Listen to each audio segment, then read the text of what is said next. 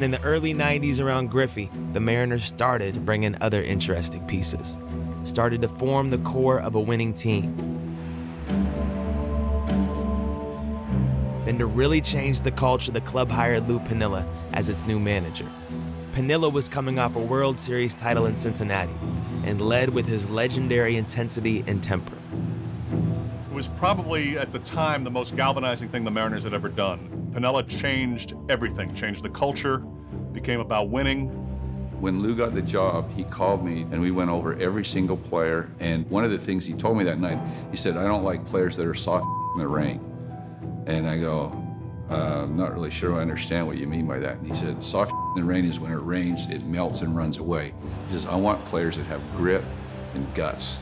It's hard to understate the importance and significance of Lou Piniella's signing. I don't believe any of the stuff that happened would have happened without Piniella in charge. So that was what things looked like as the 1995 baseball season started.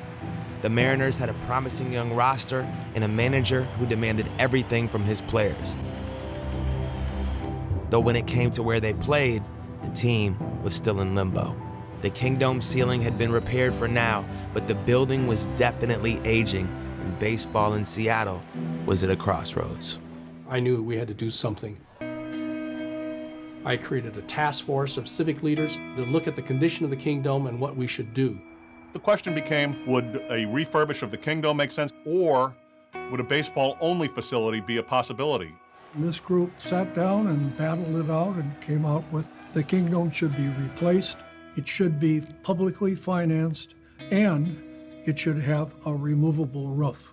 They decided to approach King County about doing a baseball-only facility, and we're looking for public funds to do it, and that really did not sit well with a lot of people. In fact, it was 2/3 against. I mean, people were not interested in spending public funds for the Mariners. But the election was set for September. If it's passed, the Mariners have a future in this area. If it's not passed, very likely this franchise will have to move. It seemed, because of the questions that we were getting in our clubhouse, that there was a pretty good chance we were moving. You go into a restaurant and you get the question, "Are y'all leaving?" I'm like, "I don't know." We started in that period, prediction, it's gonna fail. But if we could change the public perception on the team, maybe that could change it enough to cause the vote to pass.